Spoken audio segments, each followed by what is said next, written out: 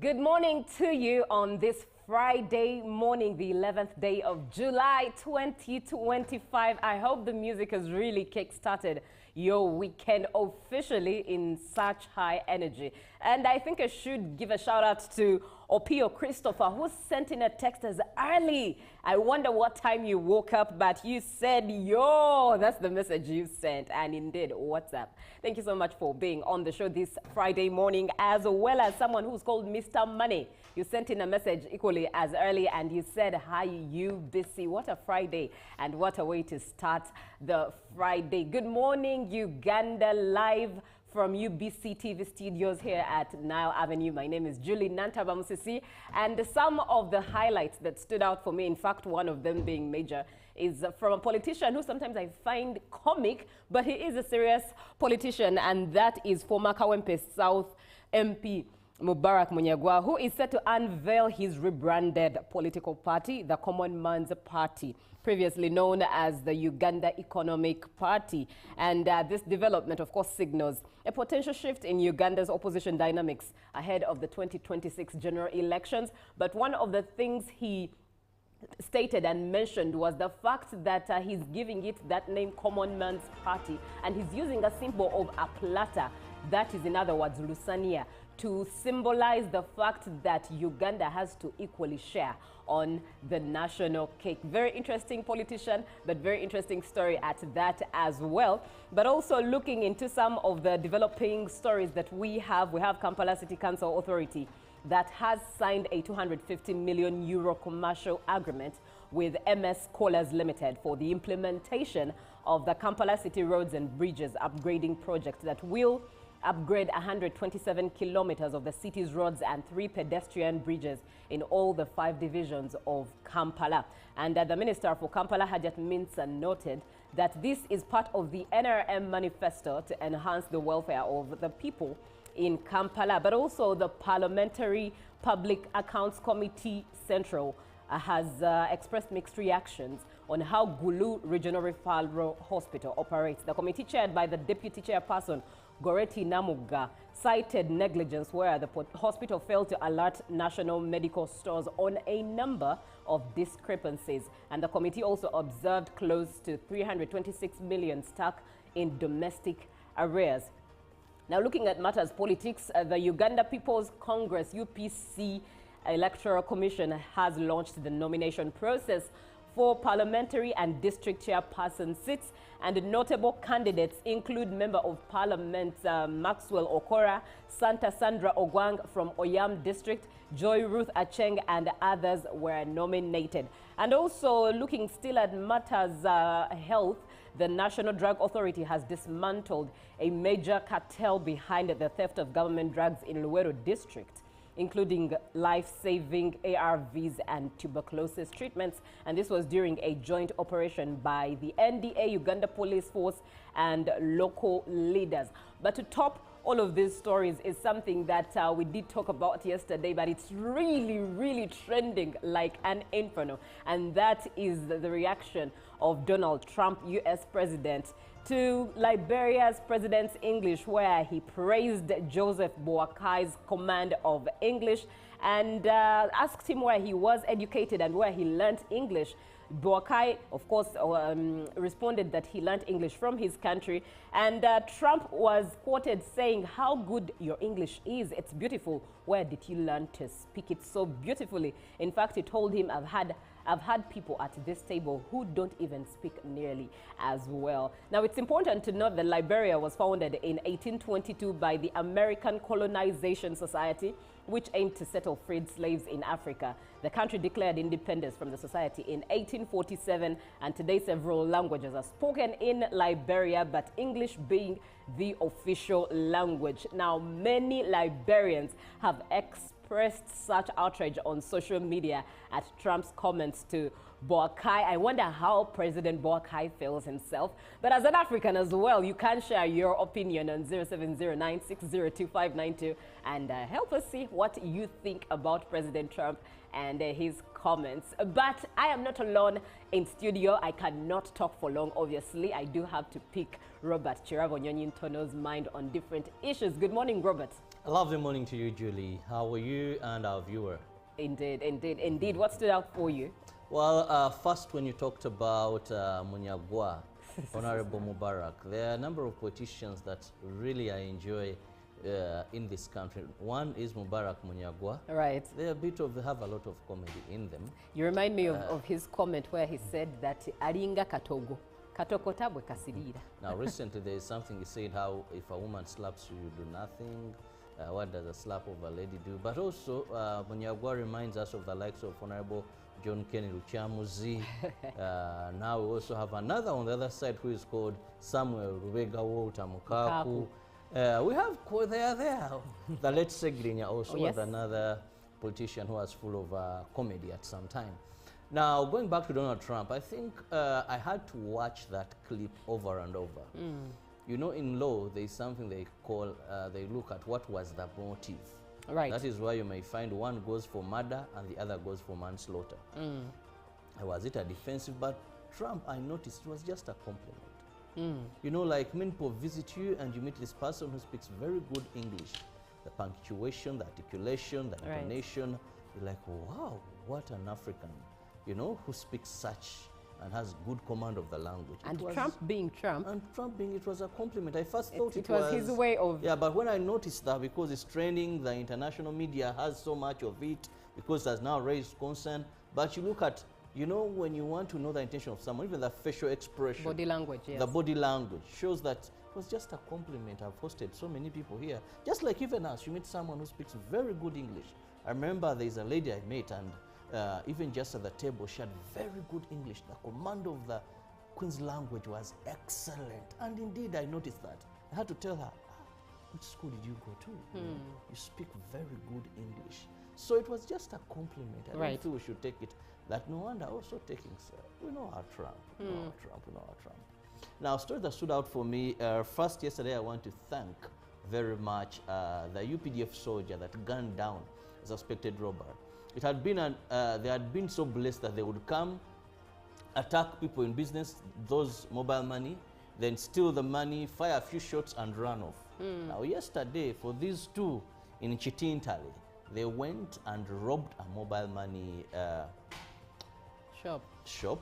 Now they began taking off, but the crowd, the people there, were very determined. And now one was armed, even went firing in space. To scare away the crowds, shooting in the air, shooting in the air. But luck ran out when a UPDF soldier guarding a certain post noticed that they are chasing this person and is firing and put him out of action. Right. So indeed the 40 days came to one end. Indeed, the 40 days for that one came to an end. What a way to end your life. But oh well, justice always has to prevail. Let's have a look at what is on the local scene. Well, on the local scene, we look at President Yoweri Museveni, where he pledged to resolve the outstanding Kasokoso land conflict within 1.5 months after reviewing the matter. The 600 acres of land have been under dispute between National Housing and the current occupant since 2013. Museveni stated that he had not been aware of the issue, which is why it has remained unresolved. Museveni was in Kasokoso, the largest slum in Kampala, to monitor the performance of the parish development model PDM and ghetto structures circles. The Uganda DRC border point at Bunagana and Mupaka have reopened after nearly 4 years of closure. Residents from Kisoro and the Democratic Republic of Congo gathered as officials from both countries met for the reopening ceremony. Kisoro resident District Commissioner Haji Badru Sebyara led the Ugandan delegation, joined by Bunagana Mayor Desire Kamerere from the Democratic Republic of Congo at Bunagana border. The Office of the Prime Minister, through the Ministry of Luwero Rwenzori Triangle, constructed houses for the families of civilian veterans in Nakaseke and Wakiso. Some of the beneficiaries are Sam Rutamaguzi, the son to the late Rutamaguzi in Nakaseke, who was killed in 1981, and the widow to the late Ranyaga in Masulita, Wakiso. Each residential cost 177 million shillings. Commissioning the houses, the State Minister for Luwero Rwenzori Alice Kaboyo advised beneficiaries to maintain them in good condition. And finally, from the local stories, the commander of the 3 Special Forces groups, Colonel Wilson Bagons, urged members of the Special Forces Command SFC to remain vigilant and committed in safeguarding the hard-earned freedom ushered in by Uganda's liberation heroes. He made the remarks on Tuesday, 8th of July this very year, while officiating at the closure of the 3rd edition of the SFC Inter-Unit Rifle Competition held at the Samora Michael UPDF Special Forces School in Kaweweta, where he represented the commander of the Special Forces Command SFC in Uganda, Major General David Mugisha. And with that, may Julie take us to the rest of the world. Yes, indeed. And the rest of the world starts with President Donald Trump, who has announced that the United States would impose a 35% tariff on imports from Canada next month, while eyeing blanket tariffs of 15% or 20% on most of other trading partners as he broadens his trade war. In a letter released on his social media platform on Thursday, I even wonder why his social media platform has to be an official point of communication. But Trump told Canadian Prime Minister Mark Carney the new rate would go into effect on August 1st and would go up if Canada retaliated.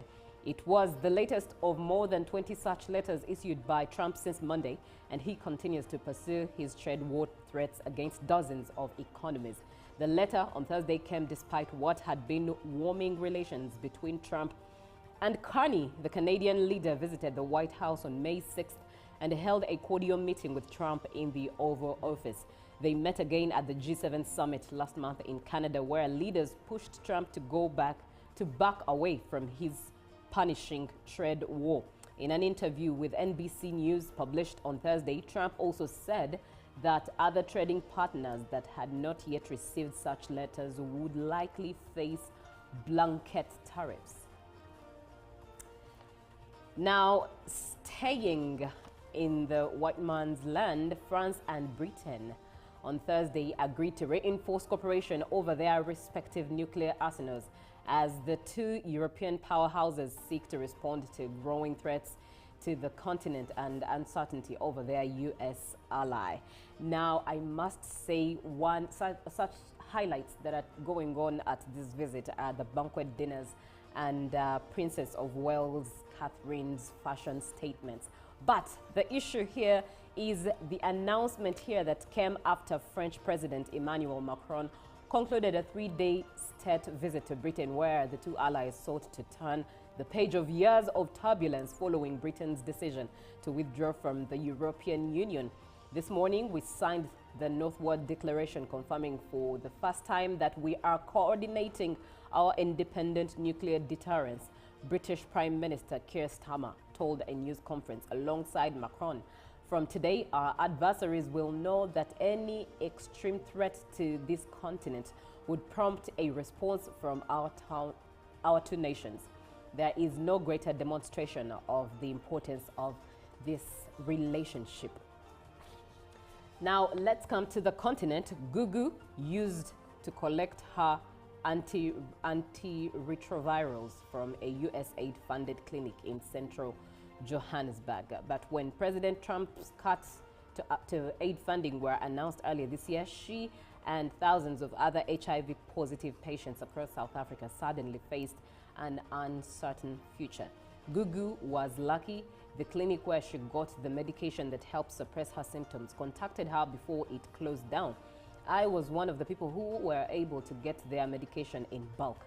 I usually collect a 3-month prescription. but before my clinic closed, they gave me 9 months worth of medication. She will run out of antiretrovirals in September and then plans on going to her local public hospital for more. A former sex worker, the 54-year-old, found out that she was HIV positive after she'd quit the industry 10 years ago. She got a chesty cough and initially thought it was tuberculosis, then went to a doctor who told her she had a chest infection and treated her for it. Now, that brings us to the end of what is on the foreign scene. Robert, let's quickly look at what we have in the dailies today. Well, the dailies this morning are looking at the new vision, government to recruit 4,000 teachers. A big headline there, and how socialist conned Cheyo seekers of 500 million. But I've never seen someone as stubborn as this year. And government stops registering Pentecostal churches as non-governmental organizations. Well, now still in the new vision, Entebbe couple murder, police point at relatives. Oh God. And still in the new vision, tribute to Bwanda's oldest nun dies, age 106. Is this possible? 106 years? Yes, very possible. Okay, well, a nun. And education, 3,000 schools face closure over licenses. What happens to the students there? Now let me quickly go to the Daily Monitor. New injectable HIV drug brings hope. Definitely.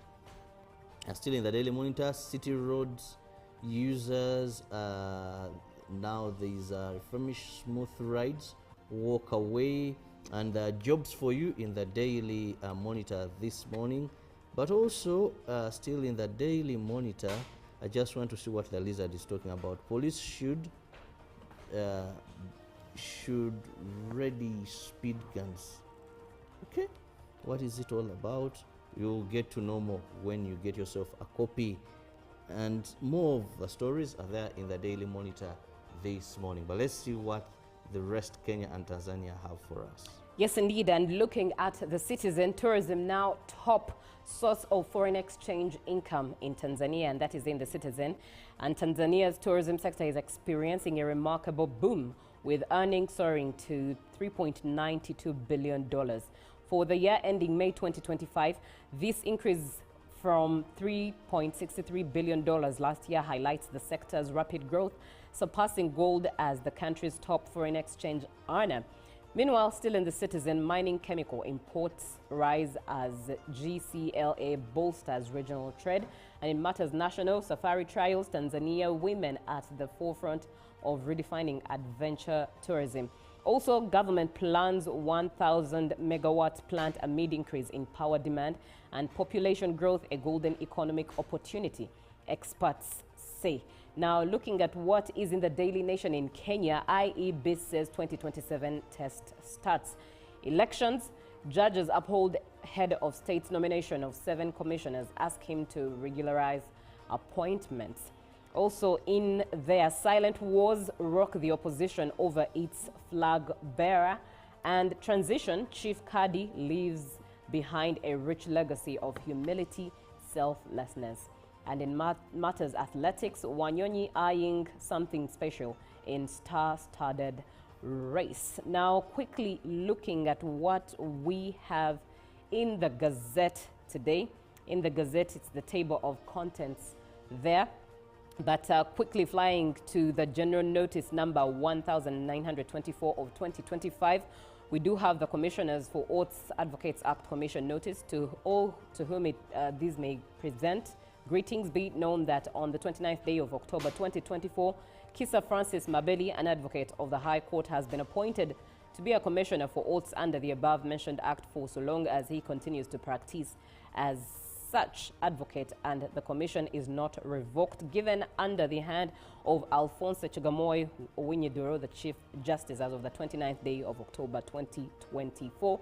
And another general notice is one of the Mining and Minerals Act 2024 notice of grant of an exploration license, hereby notified that exploration license EL 00577, registered as the number 003581, has been granted in accordance with the previous provisions of sections 43 and 47 to Uganda National Mining Company, PO Box 7270, Kampala, for a period of 4 years, effective 27th June 2025, and the exploration area subject to exploration license is 43.48 kilometers squared and is on topography map sheet 66/365/4, situated in Kasese district, dated on the 30th day of June 2025 by Honorable Dr. Ruth Nankabirwa Sentamu, Minister of Energy and Mineral Development.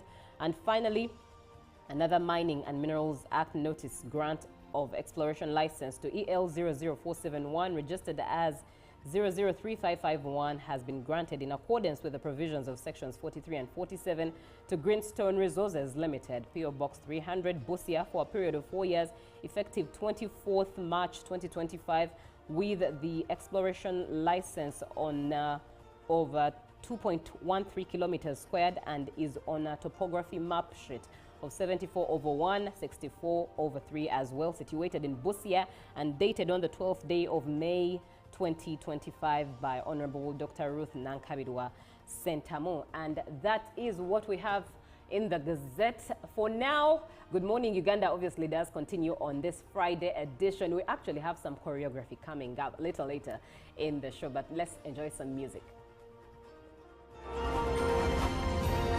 Live from UBC Studios in Kampala, this is Good Morning Uganda.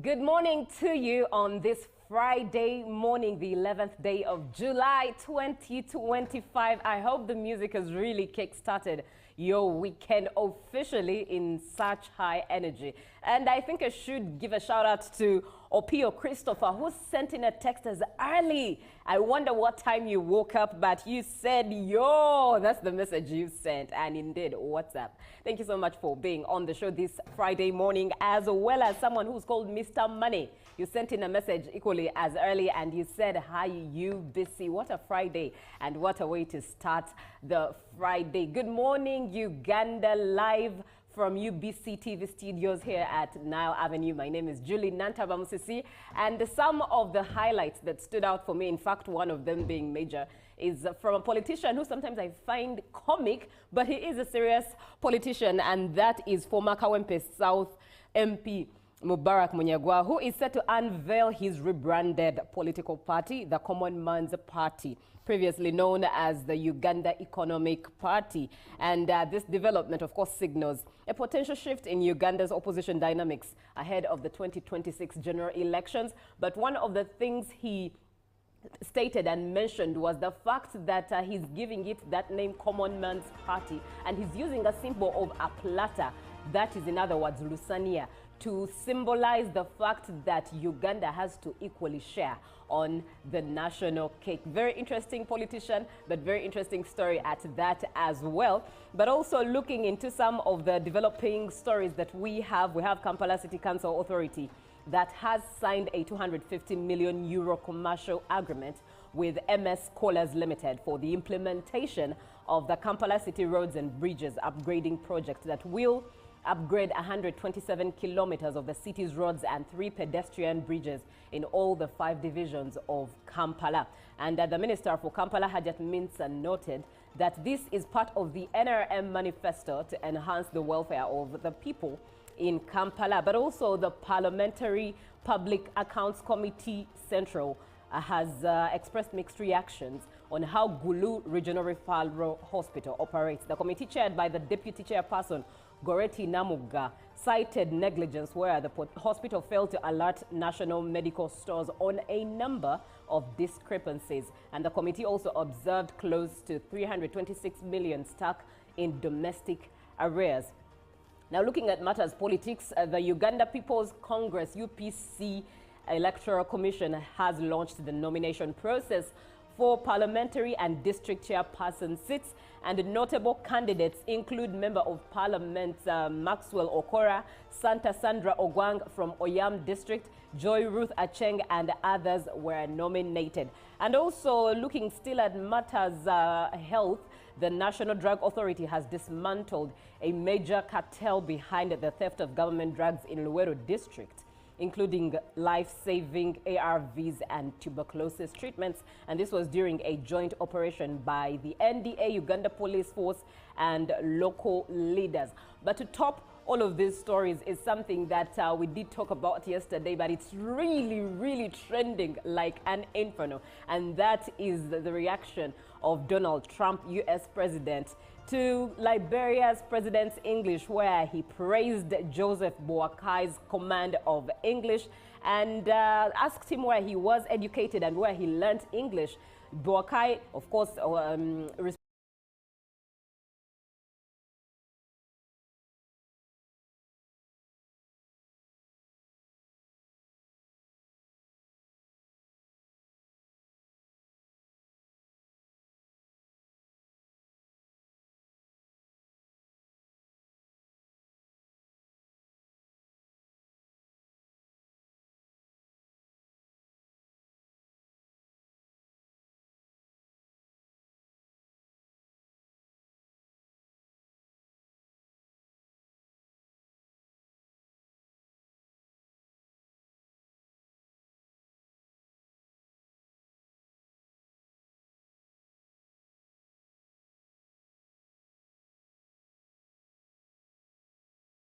Be refunded. Begin your journey of honor today. Don't miss this opportunity. Join the challenge, promote road safety, and become a pioneer rider. For details, visit the official Good Products website at www.hgo.com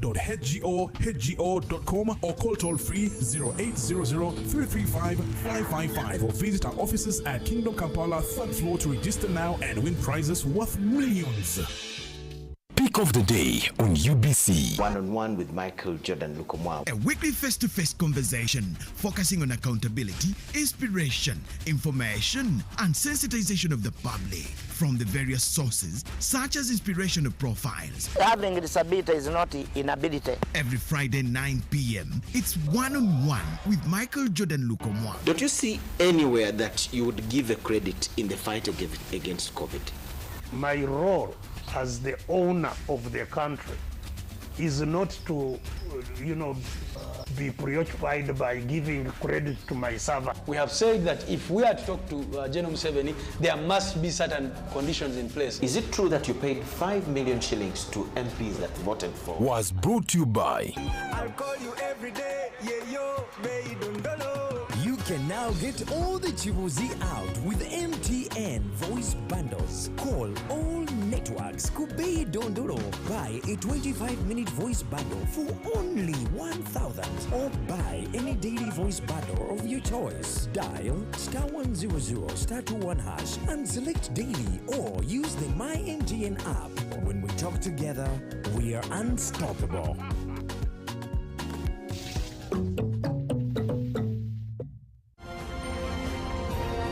Live from UBC Studios in Kampala, this is Good Morning Uganda.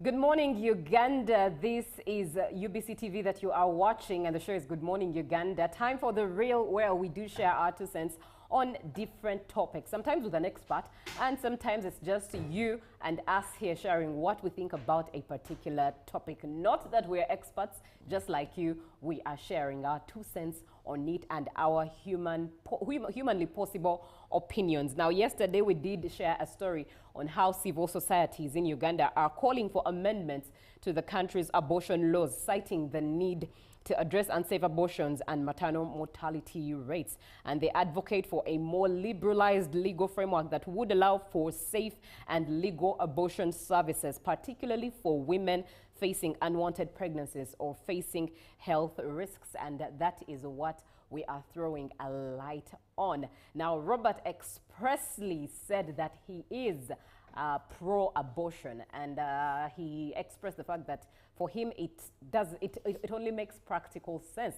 While on the other side, I am pro-life. But here we are learning and learning and relearning, and as well sharing perspectives. So do share engage the number 0709 602-592, and I'll still engage Robert to just go ahead and share your 2 cents as to why. But we are interested really in your comments, your opinions. What do you think? Really want to know what you think about this, especially having the background that, number one, you relate as a Ugandan in terms of culture, and the fact that our culture really comes first in everything. Culture, but also aside the cultural diversity, we also have a religious diversity at that. Keeping those 2 factors constant, what is your take? 0709 602-592.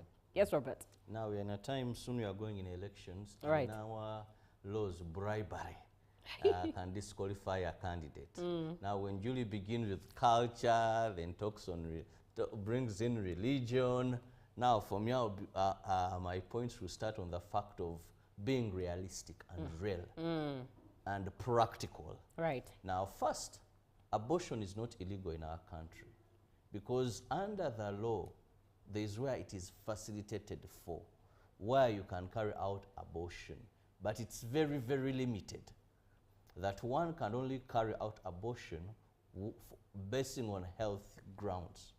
Right. For example, if they sense that the mother cannot carry this fetus, she may lose her life and it's detected, then medically an abortion can be carried out. Now, where are we coming from? Those that are pushing for lightening, liberalizing our law. One, I want to use the word being realistic to the circumstances that are prevailing. One, we are losing so many young girls. We are losing so many women because of unsafe abortion. Because despite having the law that only says health conditions warrant or is when we grant abortion, the reality is young girls are aborting. The reality is very many women in marriages are conceiving and are aborting. So from that perspective, we are saying these people are aborting and they are dying because it's something they're doing skillfully. If a clinic is known, if a hospital is known to have carried out an abortion, the doctors can lose their practicing license. So some of them are going to traditional healers. They're using all archaic methods, and we are losing these people. So from that point of view, we are saying we cannot continue losing these people. Yesterday I gave you an example, Julie, that in the fight against HIV/AIDS, government came up with a strategy that was known as ABC. Now, ABC meant abstinence, being faithful, and use of condoms. Now, many young girls and boys were so desperate to show that they are on abstinence. Now, I was looking at the 2024 report on HIV prevalence, looking at the age gaps, and it was showing how many young girls from the age of 15 have contracted HIV/AIDS, more than any population age group in our country. The reality was that these young girls were not abstaining. if you had advocated for more of use of condoms, sensitize them that, look, use this. Now, coming back to the topic of discussion today, is many women today are conceiving and then discover they cannot move on with what they are carrying. One would ask, by the time you are a mature person, now we are looking at both teenagers and the mature people. Of course, you know you can get pregnant. Easier said than done. Practically, isn't this happening? Now, many young girls conceive because it wasn't in their plan. We who advocate for children by choice, not by chance. Many of you are products of chance. Very few firstborns are products of honeymoon. Many of you are products of chance, not choice. Now, here we are saying, if this happens to a woman, we can liberalize our law and maybe have a period to which someone cannot abort.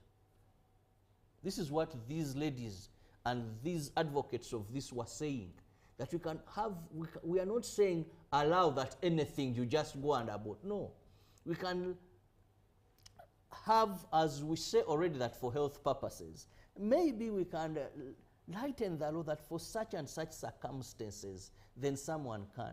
Because, Julie, let's face this. Uganda needs a quality and quantity population.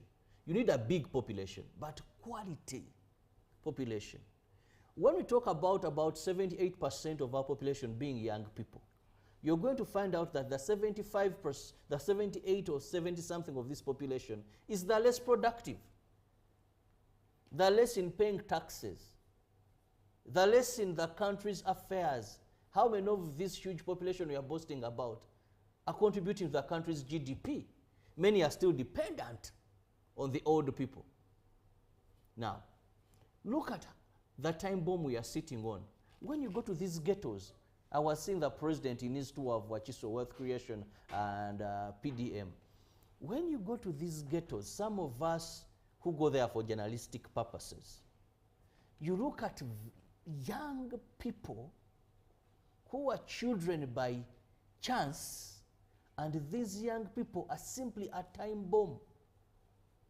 That may are simply a time bomb.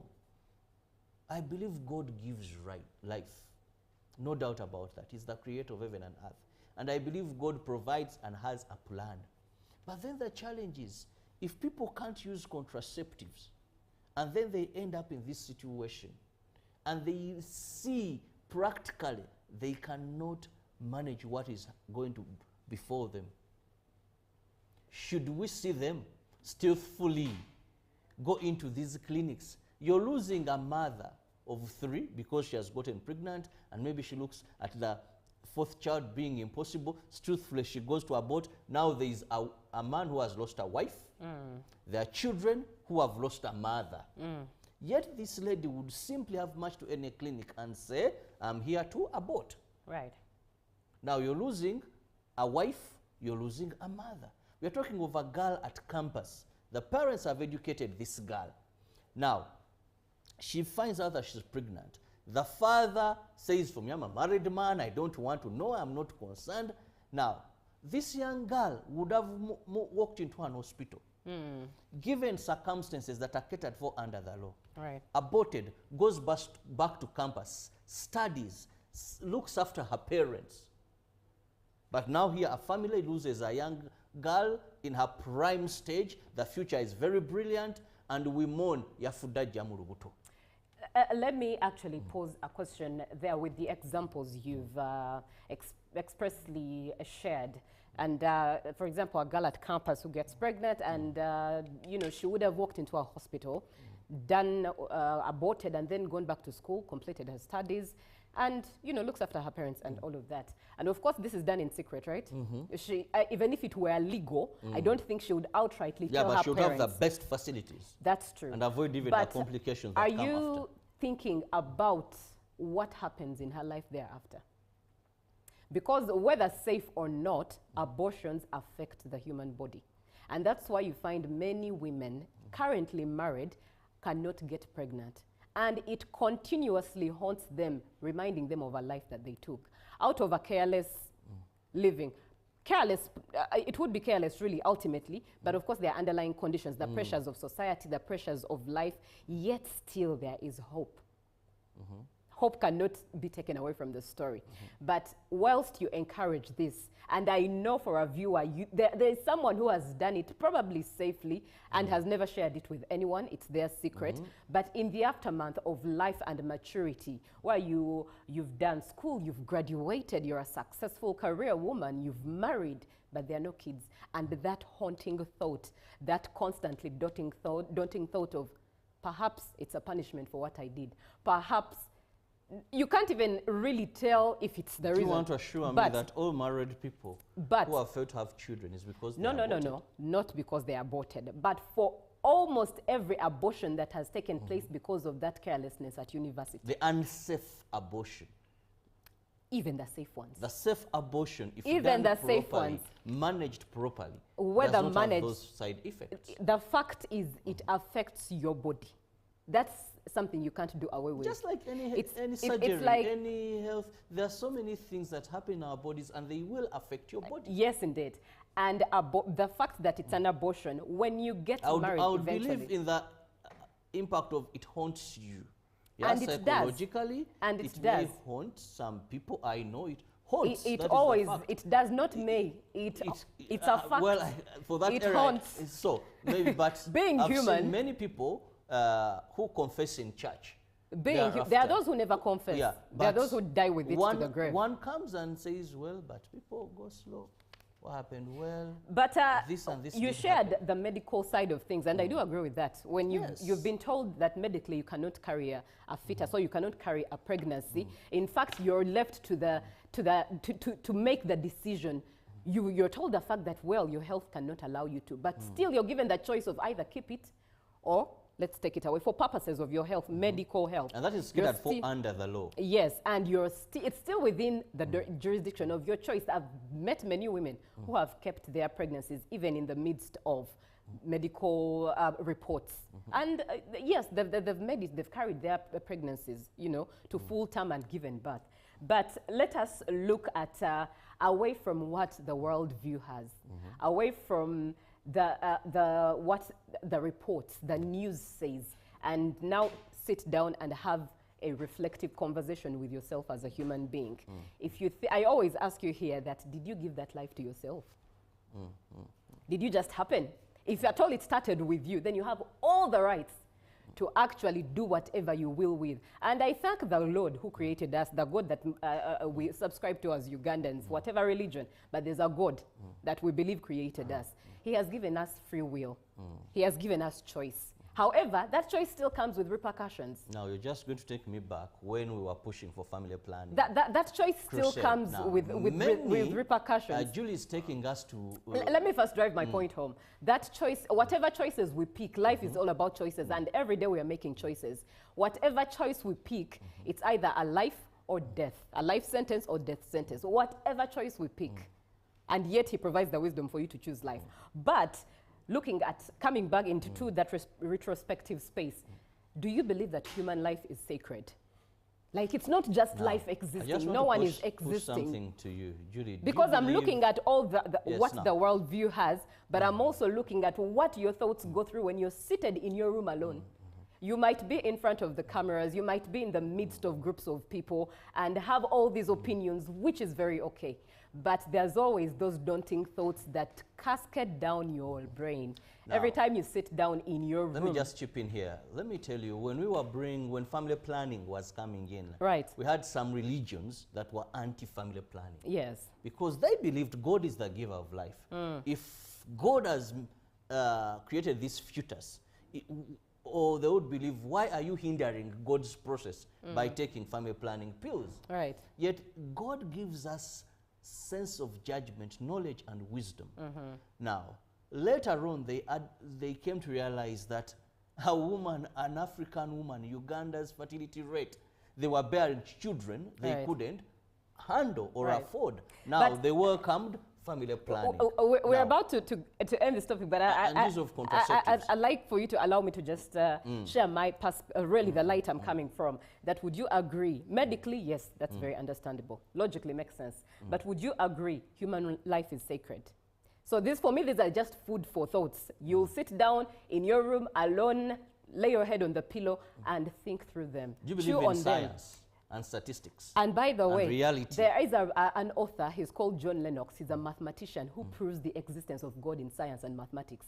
So if you go as far as that research, all of it will round up to the fact that as human wisdom, our wisdom might lead us, but it might also mislead us, right?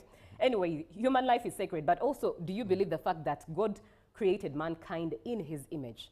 So if whatever is in your womb is by God, who says that I knew you before you were conceived in your mother's womb? Doesn't that gong so loud that what you're killing right now is God's image, the one who created you? No, as long as you use contraceptives. The other is life begins at conception. Still, and I'm subscribing to the Bible because it's what I read, but I believe the Quran has something in there that would help you relate with what I'm saying, or even other religious or faith-based books. Psalm 139, it really talks about the fact that you knit me together in my mother's womb. By the time, okay, they say that when you are born, it's just blood. By that blood, whatever you look at it as, it was carefully knitted, thread by thread, by the creator, the owner, the one who owns this world and holds it in his palms. And that is what you call liberty to abort. And if you look at the fact that we are most times pushing for human life, equality, sometimes I find it as a contradiction. Power over your body. A contradiction when you come out, for most people who support, you know, all these human rights activism, and then at the same time, as you say that people have a right to live, at the same time you say you support for someone to have a fetus, you know, removed and abolished just like that. Yet that fetus is actually a whole human being. So for me, it clashes, like it's a two-faced argument. It's kind of hypocritical. But let me engage the comments of our viewers. Very interesting topic. Tumusime says, why should the national broadcasters have such a topic? Don't you have other developmental programs for us? It's a Friday, I light up. Yeah, it's okay, it's okay. That's his opinion. And good morning, Julie and Robert. I'm a mother of 5. I have no reason to abort because that's God's work. No one can create a human being. And Gagamel says, good morning. There is nothing risky like abortion. It's a line between life and death. Most women get unwanted pregnancies, opt for aborting as if it's a normal practice. Remember, even if it's done successfully, it leaves a damage inside the victim. Some even get some complication that gives them hard time in delivering in their future. This is Cricket Gagamel.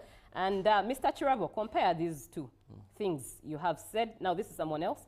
Muhwezi Safan, who says, Mr. Chirabo, compare these two. You have said that we are losing many lives due to unsafe abortion.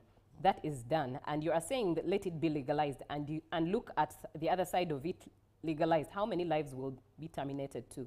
Surely and sincerely, it shouldn't be legalized. The best solution is that the society has to accept that a girl has become pregnant and show her the right way. And I think he's speaking into rehabilitation and restoration, which I highly believe in. No one should judge you for getting pregnant at a young age, but someone should give you hope that even when you fall, you're able to rise above the odds. Another contribution here. Nze omugaga sa orembo enabweru adako. Government y'abantu abakyala babajjako sente obateekamu. Okay. I think depending on contraceptives, the IUDs. And someone else comes through. The Bible does not offer a clear-cut answer on abortion. It contains passages that can be used to support both sides of the debate. The interpretation of these passages and the broader ethical implications are complex and vary widely within religious communities. What's at stake here is about human lives that are going to be extinguished through abortion. Please think about it. Take a second thought. Very interesting comments, but your closing remarks. Well, my closing remark, one, is there are some topics that are hard. Yes. And basing on your perspective, but we are talking about the civil society organizations that met together. Now, this is and they were looking at statistics, they were looking at lives being lost. Right. Now, you have your opinion, and everyone has their opinion. But we leave it to you. Should we take this risk or shouldn't we? Should we have unplanned, unwanted children we cannot sustain and their future is doomed? Or should we say no, a life is a life, whatever has happened, God will provide. But remember, we cannot continue losing people, yet we can save these lives. We're talking about a newly created, if I may use Julie's word, and losing someone already established because they are doing this thing unsafe.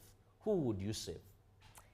I would say it's all life. I am a believer in restoration. I am a believer in rehabilitation, because one thing for sure, we have all fallen short and only God restores at abortion, honor abortion. We've all fallen short and have been at a place where we require restoration in life. And only God, who created us, restores us. So I am pro-life. Abortion should not be a legal thing in Uganda. But Good Morning Uganda does continue. We have lots in stock for you. So good morning. Be on the show. Save the number 0709 602 592 and be a part of every conversation that we engage in. It's a Friday, so it's quite light. So for our friend who said, don't we have developmental matters? Abortion itself, the topic on abortion itself is developmental, because it helps you have some thoughts to chew on at a personal level as you make certain decisions of your life. Good morning. Live from UBC Studios in Kampala, this is Good Morning Uganda. In a nation hungry for truth, a world where every story matters, there exists a beacon of trust and reliability. For decades, they've been our voice and our window to the world, holding the mirror of our history. With 4 TV stations and 11 radio channels spanning 27 languages, they stand as guardians of information, defenders of truth. With Mascari Heritage Advantage, they uphold every citizen's right to reliable and free information. Their archived stories shaped our past and illuminate our present. Yet now, as new challenges arise and the world evolves, their mission faces its greatest test yet. Be part of our journey and let's navigate the unknown, uncover the untold, and safeguard our future together. Tune into your public broadcaster, for it is the intersection of trust and truth. Because to UBC, your story, every story, and every voice matters. UBC, inspiring Uganda. Hello, Kampala, Uganda. In response to the national call of strengthening the traffic security, Good Products Group HGO brand has officially launched the Rider Selection Campaign. Registration is now open. Visit www.riders.hgo.com. Complete your registration now for a chance to win exciting prizes, including motorcycles, exclusive HGO gift boxes, and official rider vests, all while promoting safe riding awareness. This is how to participate. Pay the registration fee, invite 3 friends to form a team of 4, and your registration fee will instantly be refunded. Begin your journey of honor today. Don't miss this opportunity. Join the challenge, promote road safety, and become a pioneer rider. For details, visit the official Good Products website at www.hgo.com or call toll-free 0800-335-555 or visit our offices at Kingdom Kampala 3rd floor to register now and win prizes worth millions. Juko. Yo. Check the shopping, man. What's your secret? Haven't you heard of the parish development model PDM? Yes, I did, but I thought it was just a talk. No, it is real. I and a few friends together formed a circle, accessed money from the PDM, invested in a portrait project, and now things are moving. Juko. I thought I was one of your friends. You are. But you left me behind. I didn't leave you in poverty. What you do, just visit your LC2 chairperson and your parish chief, and start the process of economic transformation. Just like that. The parish development model is an initiative from the government of Uganda through the Ministry of Local Government, designed to transform all lives of Ugandans for the better. PDM, my parish, my development, my life.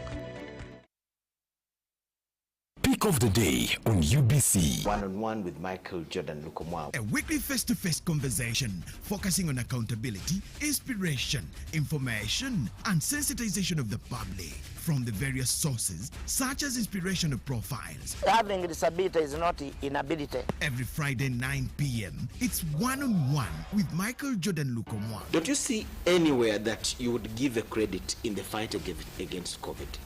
My role as the owner of the country is not to, be preoccupied by giving credit to my servant. We have said that if we are to talk to General Museveni, there must be certain conditions in place. Is it true that you paid 5 million shillings to MPs that voted for? Was brought to you by. I'll call you every day, yeah, yo, baby, don't know. You can now get all the Chibuzi out with MTN voice bundles. Call all networks. Kubei Dondoro. Buy a 25-minute voice bundle for only 1,000. Or buy any daily voice bundle of your choice. Dial *100 *21# and select daily, or use the My MTN app. When we talk together, we are unstoppable.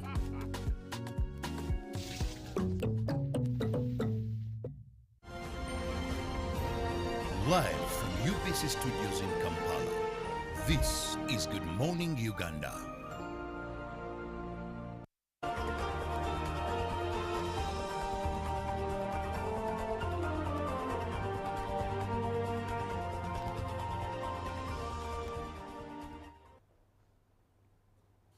Good morning and thank you for being with us on UBC TV. Welcome back from that heated talk between me and Julie and you, our viewer. Now we are going into business of Lotaracts.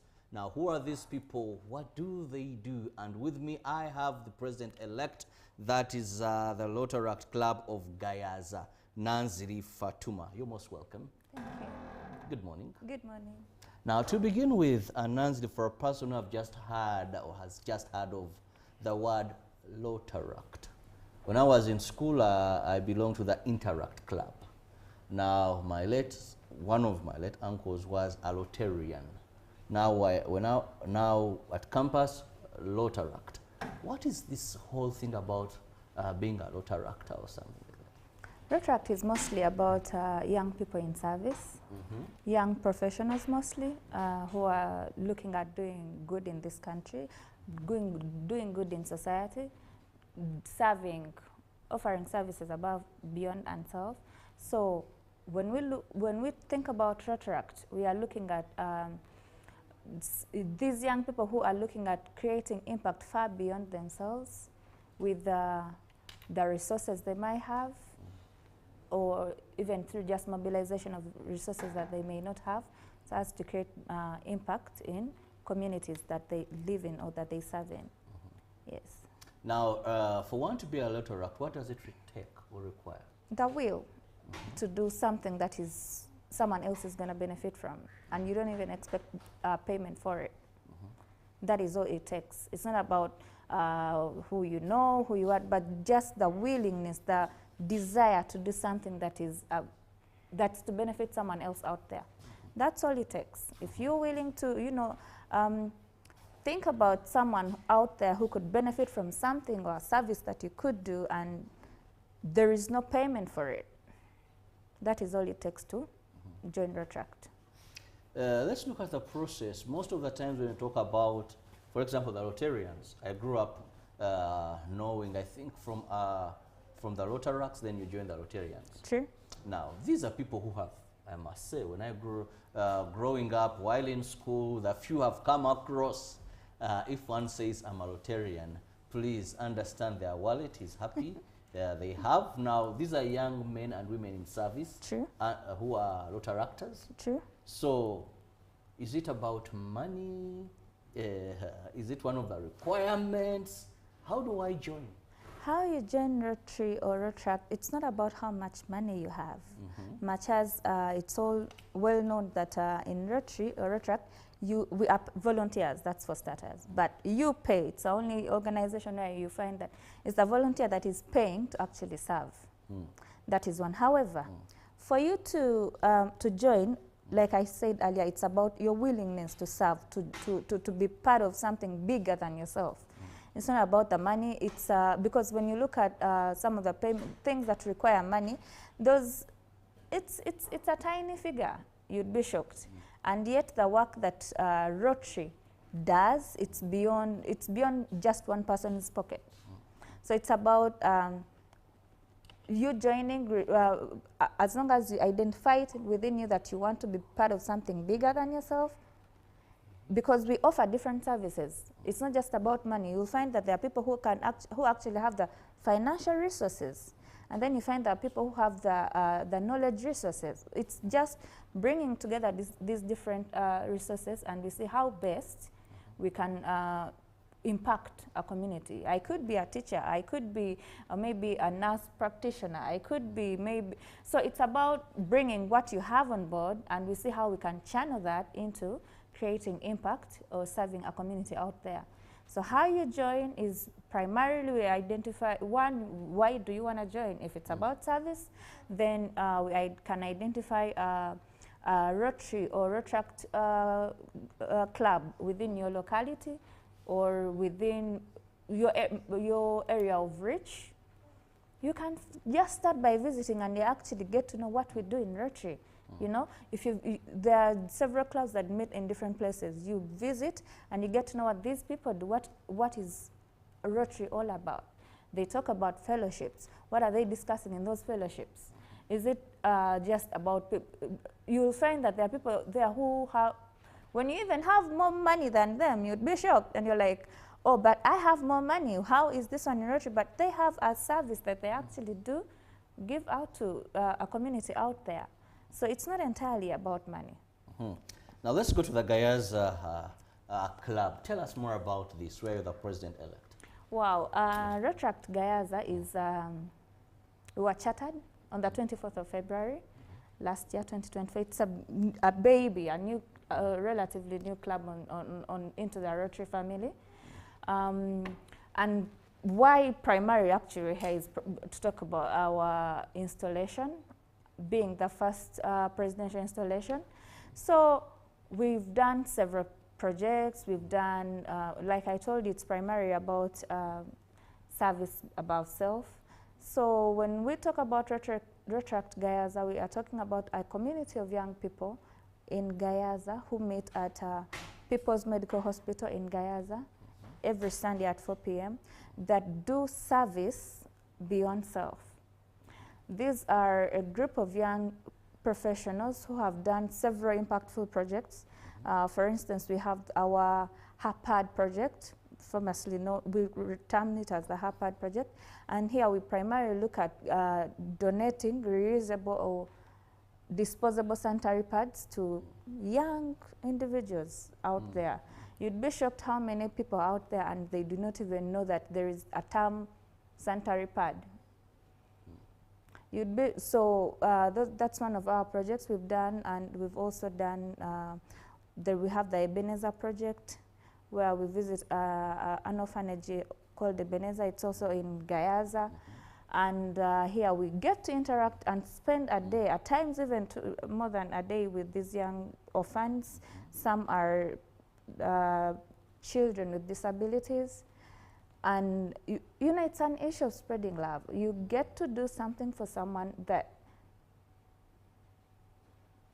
that's beyond even you thinking about what am I going to benefit from this.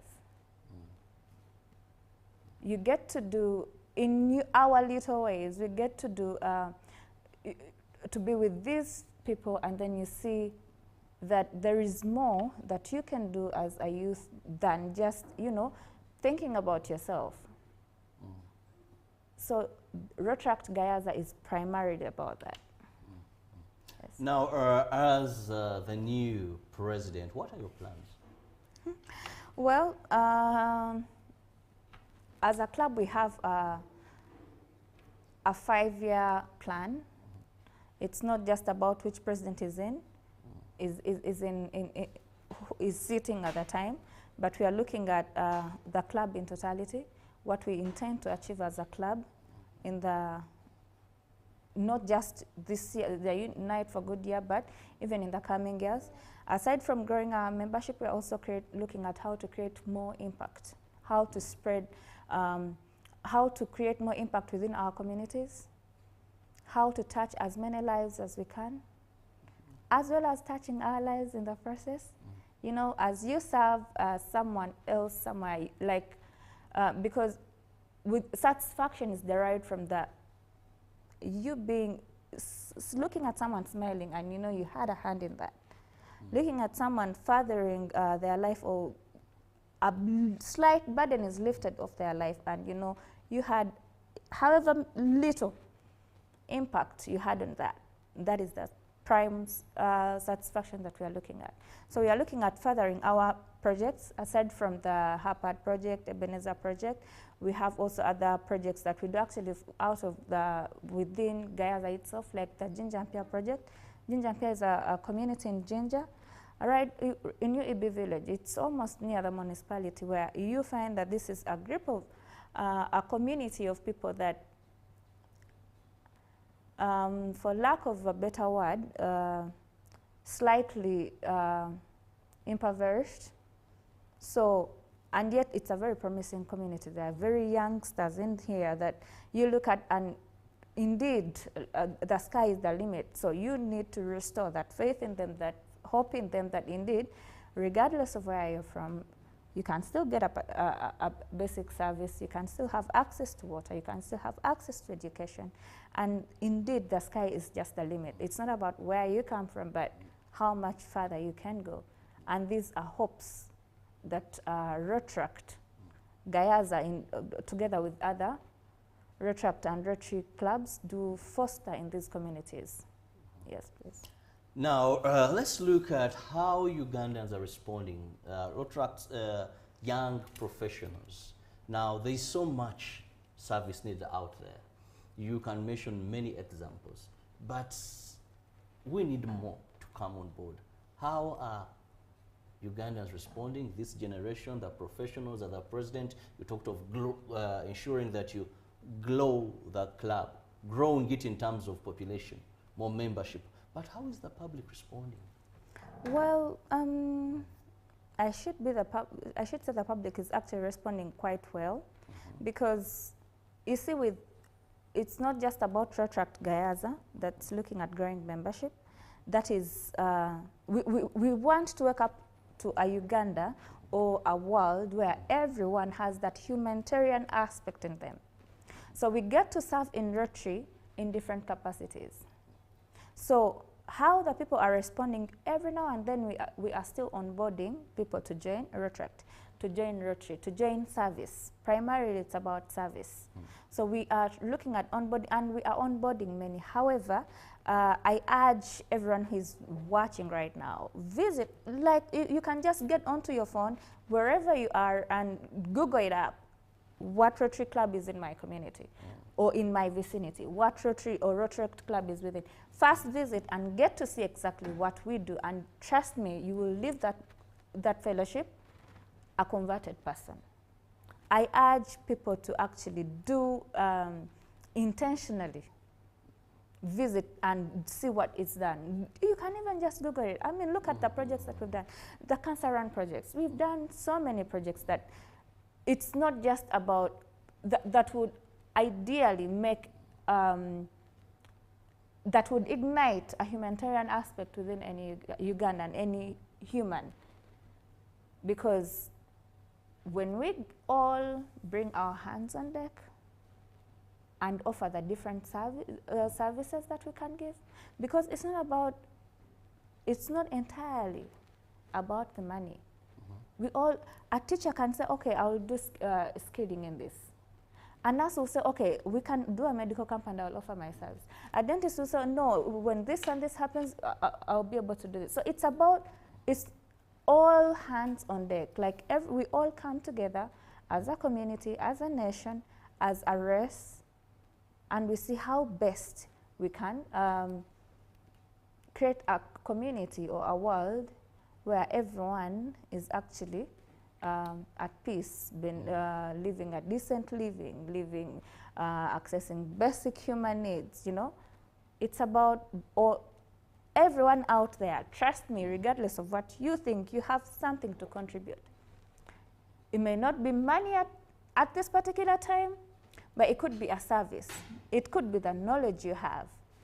So it's about coming and ascertaining how best what you have can be brought on board, and we see how it can serve a community out there. Mm.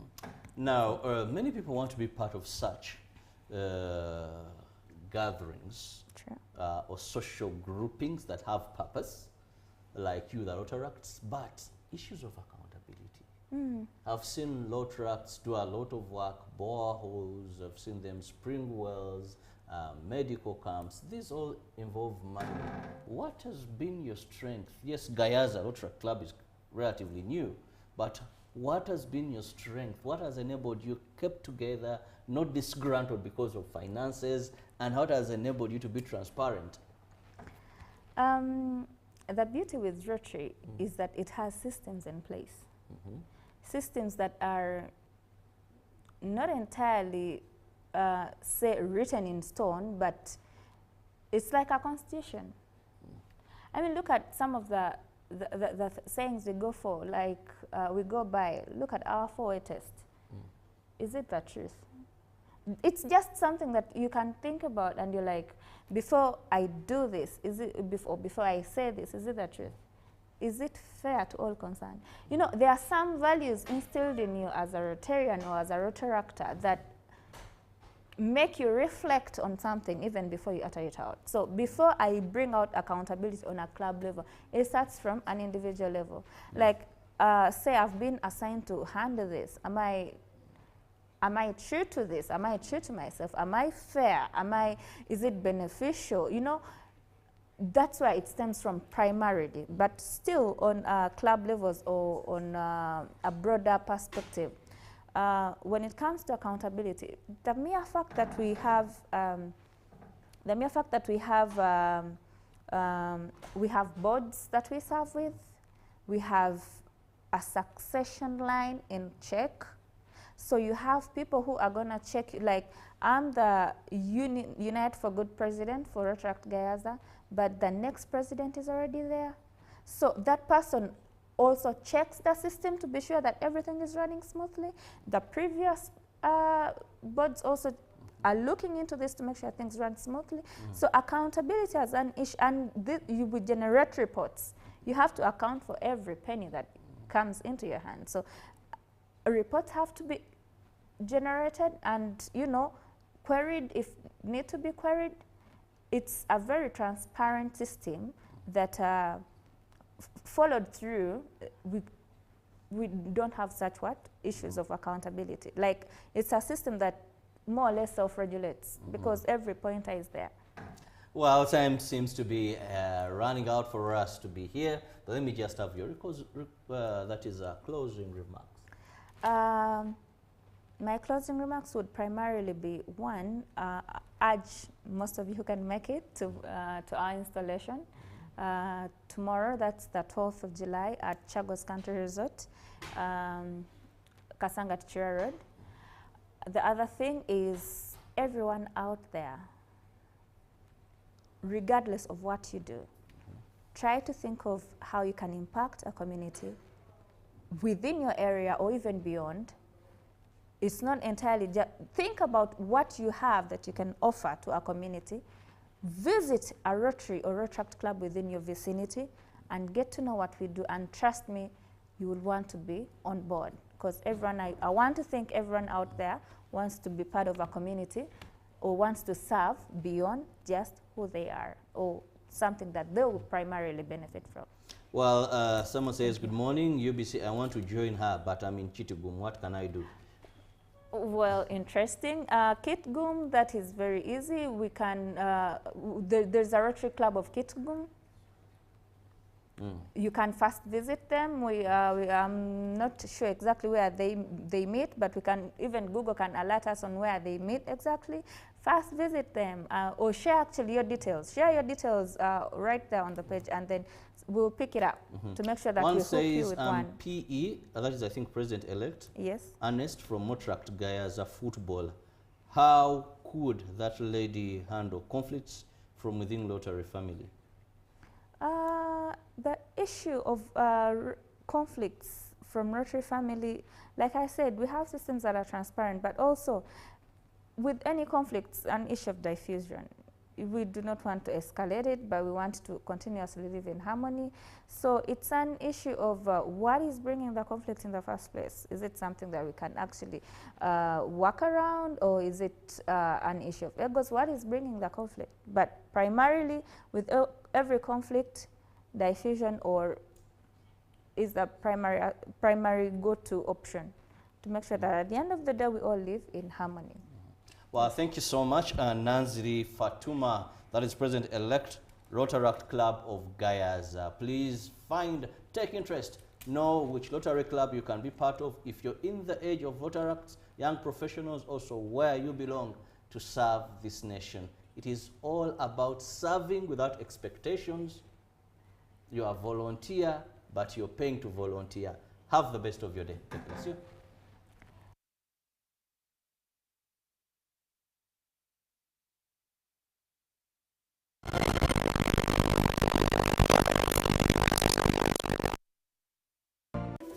In a nation hungry for truth, a world where every story matters, there exists a beacon of trust and reliability. For decades, they've been our voice and our window to the world, holding the mirror of our history. With 4 TV stations and 11 radio channels spanning 27 languages, they stand as guardians of information, defenders of truth. With Mascari Heritage Advantage, they uphold every citizen's right to reliable and free information. Their archived stories shaped our past and illuminate our present. Yet now, as new challenges arise and the world evolves, their mission faces its greatest test yet. Be part of our journey and let's navigate the unknown, uncover the untold, and safeguard our future together. Tune into your public broadcaster, for it is the intersection of trust and truth. Because to UBC, your story, and every voice matters. UBC, inspiring Uganda. Hello, Kampala, Uganda. In response to the national call of strengthening the traffic security, Good Products Group HGO brand has officially launched the Rider Selection Campaign. Registration is now open. Visit www.riders.hgo.com. Complete your registration now for a chance to win exciting prizes including motorcycles, exclusive HGO gift boxes, and official rider vests, all while promoting safe riding awareness. This is how to participate. Pay the registration fee, invite 3 friends to form a team of 4, and your registration fee will instantly be refunded. Begin your journey of honor today. Don't miss this opportunity. Join the challenge, promote road safety, and become a pioneer rider. For details, visit the official Good Products website at www.hgo.com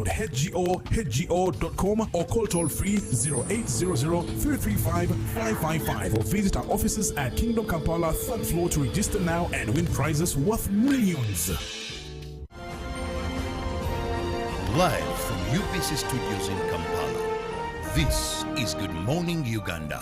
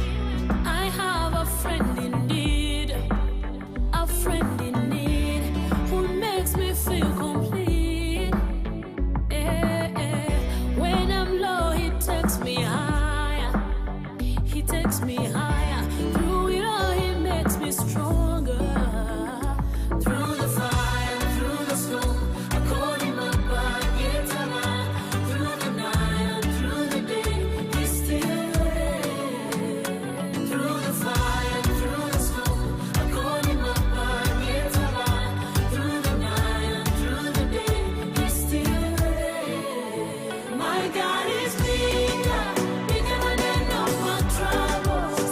My God is bigger, He is bigger. My God is higher, higher than any of my mountains. My God is higher, He is higher. My God is bigger, bigger than any of my troubles. My God is bigger, He is bigger. My God is higher, higher than any of my mountains. My God is higher.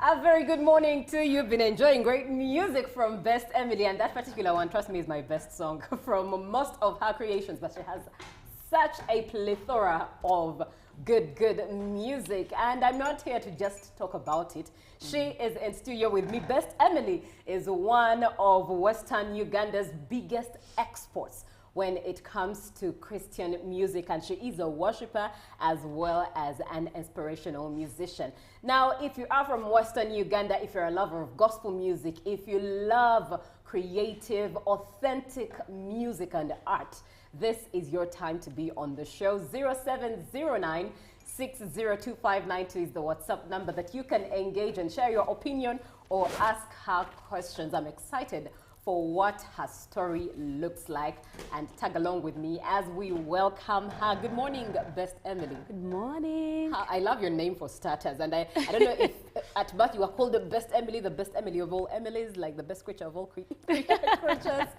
But how are you doing? I'm good. And thank you so much for being on the show. I'm humbled. I'm really happy to be here. As well as thank you for ministry. Amina. So tell us, let's get into the journey, because we can't wait for what your story looks like. Who is Best Emily? Yeah, Best Emily, no. From birth, I was called Ainobshoboru as Emily. I know you can't say that name. Ainobshoboru. You've said it. Hey. Yes. So, and I'm a second born. Right. We are 4. I have other 3 siblings, and I'm born in Tungamo district. And my parents are not there. Right. They all are deceased, and I'm a gospel singer. What else? What am I supposed to say? Let's take a look at, starting from where you've said that you're a gospel singer. Yes. Growing up, did you see yourself sing? Were you the type of person who sang while doing chores, while mopping, or singing all over the place? I did. How did you notice that you could actually sing? I would sing, and surprisingly, I could sing Celine Dion. Everything I would hear on the radio, and I would sing all it. Those notes, eh? Yes, yes. And my mother would be like, this daughter is going to get spoiled. And then she, of course, she was a very good church goer, and channeled me to church. Yes, until it was senior 5. It's when, no, actually in like senior 2, it's when my sister told me, but I think you can sing. She would listen to me mimicking Judith Babirye, and she told me, you have a talent. I think you can sing. That's when I knew that I could sing. Right. And looking at the gospel music space, especially from Western Uganda, many of us growing up had been accustomed to names like Peace Mbabazi. Yes. Is there any inspiration from her? Is there anything you've drawn from her? People like her? Yes. I did it. I actually did when she had the show at Serena. At Serena, yes. Yes. I love it. And actually told her. So I admired her. But growing up, I loved Babirye so much. And I didn't even know Uganda. But you sang it. Yes. I know, right? The beauty about Christian music is that... you just... It's about the revelation behind the song, yes. the spirit behind the song that gets you right. Thank you. It doesn't matter if you can speak the language or not. I mean, we don't speak Hebrew, which was used to read the Bible. But let's look at how you zeroed down to use the brand name Best Emily. Yes. My first song was shot by some guy from Guru. Yes, so as when he was saying, the title of the song, the name, I said, title Olimurunji, the name, Ainobshoboru, was like, what? I know she was like, what? Then later I was like, can't you get a short name? Can't you get anything? Then I was like, at school, they actually called me Best Emily. Why? Someone I was sitting with, she was called Kemigisha. So I normally said, hi, Best Kemigisha. So just naming her after the queen. Yes. And later when I sang in the chapel, when I say, hi, Best Kemigisha, she would say, you're the best, actually. You sang very well in chapel. So they started nicknaming Best Emily. Hi, Best Emily from primary 7. Wow. Yes, that's how I came to. When I told him, I know Showers was like, can't you get a short name? I said, at school, they called me Best Emily. I was like, wow. So that's where the inspiration was. And here we are with the brand. Yes. Best Emily. One thing for sure is that I love the intentionality behind the team that is pushing your brand. Because there's a social media presence there. Yes. It's easy to just type your name in. For starters, I haven't seen Best Emily's anywhere. So it's just so unique and it's just a display. Shout outs to the people behind. And one exciting thing about everyone behind Best Emily's brand is the fact that her husband is on the team. Supportive husband. God bless you. Amen. So let's look at your creativity. Yes. When doing this music, what's your creative process like? Let's start from the inception of a song. How does it start? Do you dream about it? Do you receive visions? How does it come about for you to come up with a song? My first very song, it was actually a vision. It was raining and I had, so it was yes, Murunji. But all other these songs, they are from experience. And I say, that's what I'm passing through actually. And then another, I hear someone like, there is a preacher who told me, but the Bible says for you, you will not die. Instead, you will live to see the goodness of God in the land of the living. And I wrote a song. So I just write out of inspiration, out of someone's story, out of a preacher.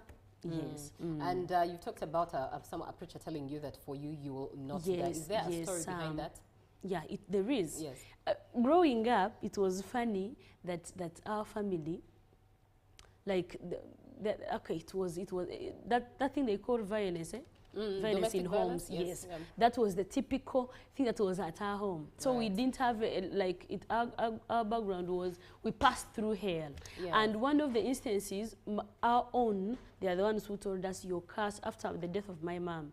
So they told us, we will not make it, you're cursed, you will, like everything. But in my head, I was like, wait, but the Bible says I will live. So I started walking and prophesying upon my life, opposite what the people say, what the word, yes. So I talked about myself, I prophesied about my life, and thank God, the songs blessed others. Yes, indeed. And as the Bible says, indeed, that you have the power. You're created in God's image. So Amen. You have the right to speak against what man speaks. It's all about what God speaks over your life. And let's look at music, the songwriting part of it. Do you write your music? Yes. Right. Yes, I do. All of it? All of it. Actually, my God is bigger. The idea was from Alpha, Mr. Mshave, my husband, but I wrote most of the verses. Right. Yes. I'm telling you, supportive husbands. But away from just talking about it, let me also emphasize the fact that this is something to learn from. Yeah. It's something that I believe is impacting someone who's watching, a viewer. If you're a husband and your wife is talented in whichever way, you're the one supposed to light it up. God has chosen you to be the steward, because ultimately God will ask you, what did you use the daughter I gave you? I gave you. Right. Let's look at the message of hope that you convey through your music. Yeah. What inspires you to choose gospel music and to choose to preach hope, but through music? Yeah. No, to choose gospel music, it was entirely my mom. She's the one who actually nurtured me into church. Right. But message of hope was actually what I was passing through. I realized every song I sang that touched my life, I knew definitely it is going to touch someone else, because a lot of people are passing through hell. I actually, you receive a call and someone tells you, my father raped me, like I wanted to commit suicide, but your song brought me hope. Right. So many stories behind, and I feel something that a song that preaches to me can also preach to someone out there. That is my source of inspiration. Let's go back to your creative process. Do you believe in collaborations when it comes to writing, producing, and also performing songs with other artists? No, I don't. But I have like 2 collaborations. Right. I have Nemba Bazi with some Rabje from Barara, but I don't believe. Of course, he came to me and told me that he liked the way I sang, so we had a song.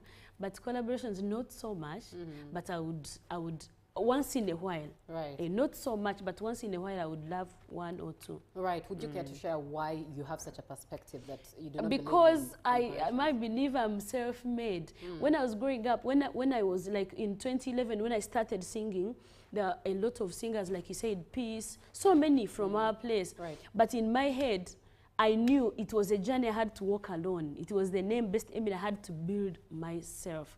So when I start, you help me, let us do a collaboration, something like that. Then I'm going to build on your name. Oh, and right, it won't yes. be nice because everyone will say, yeah, the other girl who was brought by. Right. And I knew that I could still come out. Right. I would still come out if God is my strength. Right, that's a very interesting perspective. Do share your opinions as well. 0709602592. We have Best Emily in studio, and she is a worshipper. She is an inspirational musician and one that sings music that is about hope. So do share your opinion, ask her questions. And from her story, many things I'm taking home, that I believe that I'm not being impacted alone. You as well are being impacted, especially if you're going through a tough time. Her music is the type that is telling you that there is hope. There is light at the end of the tunnel. There is a hope. Your best days are ahead of you and not behind you. Are there any memorable encounters or testimonies in your journey of music that you have registered? Testimony. Yeah, so many. Because actually my degree, it was because of music, it was because of God, because my mom died when I was going right at campus and my father right after. So I couldn't have tuition, I couldn't have support, but through music, I would reach somewhere and our bishop would call me, where do you go to school to? And I'm like, I don't have tuition, and the tuition is done. Right. So I've seen God right from when I started singing and his hand. And again, another achievement, of course, I was nominated. I won like 3 awards in a row. Yes, the best inspirational song, the best Western gospel artist. So those awards, they were a dream come true. I would see in papers people holding awards, and it was a dream. Right. So now it came to me. And another thing is my husband. I got him through music. Right. So he's my inspiration. He's my pillar. Right. Oh, glory to God. That's amazing. And so many, actually, so yes, many. Lovely, lovely, lovely things that we get out of giftings that the Lord gives unto us. And are there moments, or this is just for awkward moments, are there moments you meet people who know you and there's an awkward presence of, oh my God, First Emily, how do you react? How do you respond? What do you do in that moment? Yeah, they tell me, like my girls, my OGs are like, when we see you on TV, I tell them, that is my friend. They're like, no. So they want to read it, but I love it. And they know, my friends know that I don't like that celebrity thing. Hype, so yes. Yes, hype. So when I'm sitting with them, they are my girls, they are my friends. Oh. There are no awkward moments, really. Yeah. Anyway, it depends. I love how you perceive it. Yes. Because for some, it's more about being worshipped than I don't. the message. Than the message. Yes. I don't like it. Speaking of which, are you connected to any local church? Here in Kampala? Yeah, no. Where you stay? Where the I church stay. that feeds you as a sheep, that pastors you. Yes, I'm an Anglican girl. Right. So here in Kampala, I worship with Chitara. Oh, yes, yeah. St. Peter's I Chitara worship Church there of as well, Uganda. yes. Okay. Mondays, really. Yes. When I have the time, I swing by. With my mother, Yes. Amazing. So in Bara, it is also St. Peter's Kakova. So, yeah. Amazing. And how have you allowed your local church, a church that pastors you, a church that where you are a child and it feeds into you, how have you allowed your local church to feed into your music? And your personality as well? Not much, because I love it. When I go to church, I go as a church goer. So I actually sit behind. I don't want recognitions. I don't want anything. I sit and listen to the gospel and go home. But majorly in conferences, in these youth conferences, I'm there. Right. They call me, give testimony, encourage the youth. Something like that. Right. Let's engage a couple of the comments coming in. Good morning. Thank you for the presentation and the show. Thank you, Harrison, for being on the show. Any question you have for her, Emily? I believe that's what triggered you to send that message in. You ask away. It's very okay. She's here to answer those questions. Officially watching from Barara, ready to support her Kampala concert. Have a nice day. And indeed, we're talking about the concert in just a little while. Good morning, UBC. It's me, Isaac Wanzala Azio, watching from Aizo, watching from West Nile. Does Best Emily think of making some collabs with some gospel artists from Eastern Uganda? We have the likes of Susan Wetsetse and Jolie Joels and others. Yes, so do you look forward to having collaborative music with artists from other parts of Uganda? Other parts of Uganda, why not? It's okay. Like I said, once in a while, it's really fine. Yes. And I'm glad people from the East, they love my music. It's surprising. Like you meet someone doesn't know Nyankore, but they are listening to your music. Right. And it's the revelation indeed behind the music, the spirit behind the music, which is the message, not the vessel itself. Emily, you are so great. Amen. This is Isaac from Gulu City. I really love your music. You are so great. The way you sing is so powerful. You are teaching a lot of people about God, so I celebrate you. Best Emily just look like she is because her music transpires every Christian. This is Dennis. Thank you so much, Dennis, for being on the show. And keep the comments coming in. Please keep them coming in as early as possible. I noticed that sometimes you engage, you allow them to flow in and as an avalanche when they're leaving. Yeah, when we are leaving, when we are saying goodbye. And it's painful not to read your comments. So we really, really want to engage your comments and opinions so that you as well are indeed a part of the show. Let's look at challenges in this music industry. What are some of the biggest challenges you've faced since you joined? Are there challenges? No. Okay, since I joined, there are times when someone would hire me, I go, they give you 100,000 to sing on a function, and they tell you we are going to give you this money, and they don't give it to you. They lie. So yes, you struggle going home. So when I was starting, there are those moments that were really, really tough. But like I say, I really don't focus on that.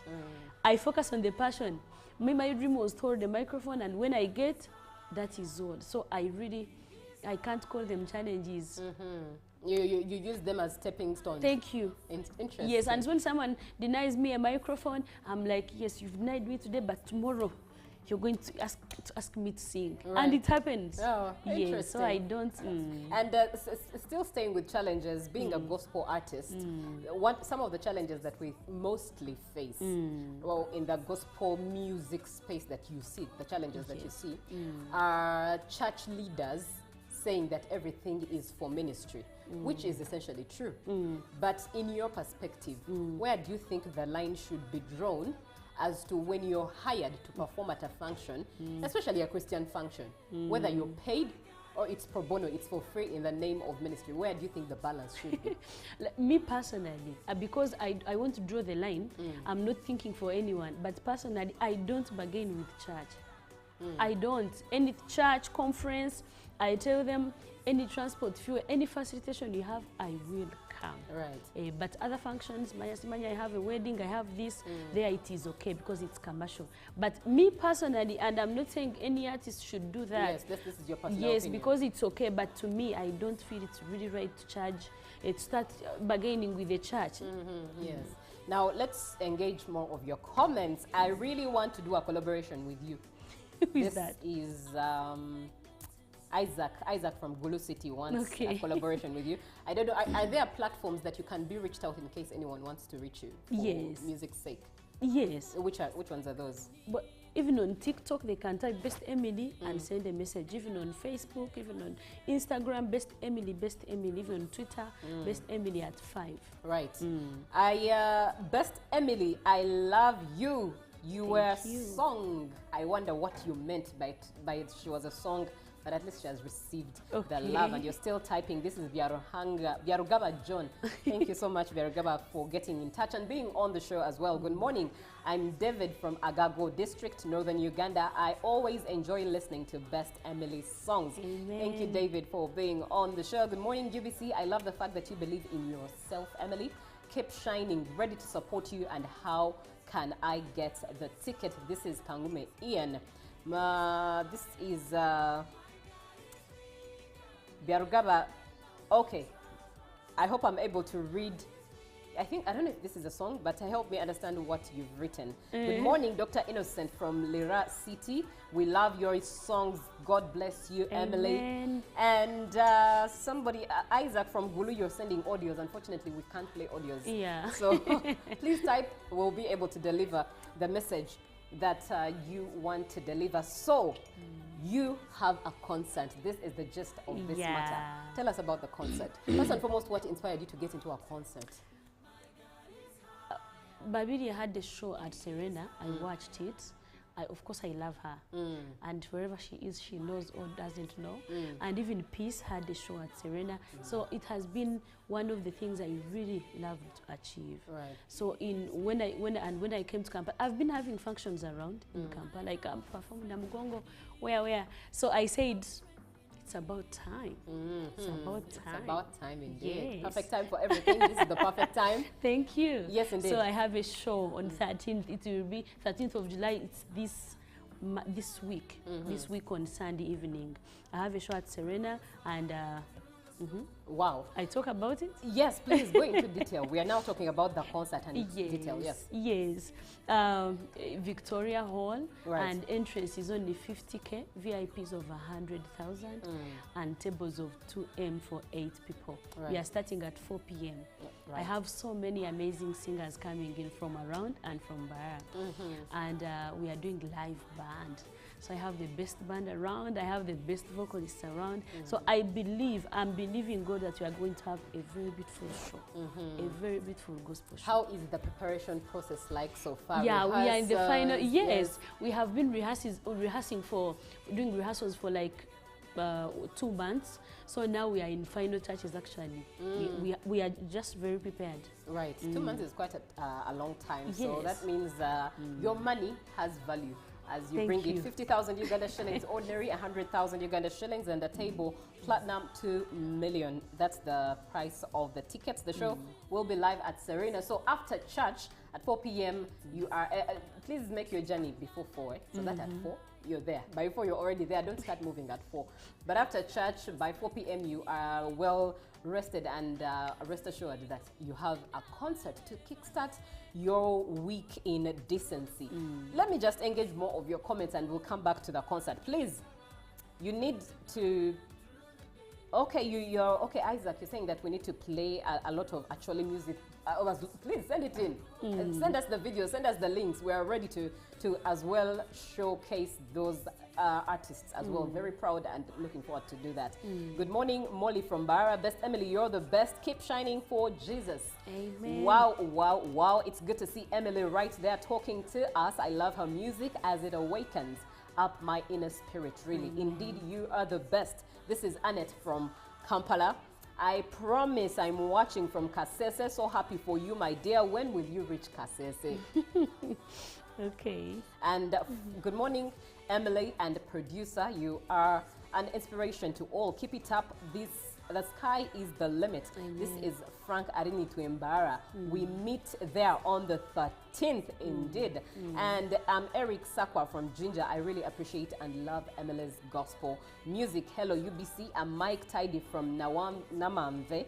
Thank you for the show. I love her songs. Let her keep it up. Thank you so much for being on the show, for engaging Emily. She is receiving the love.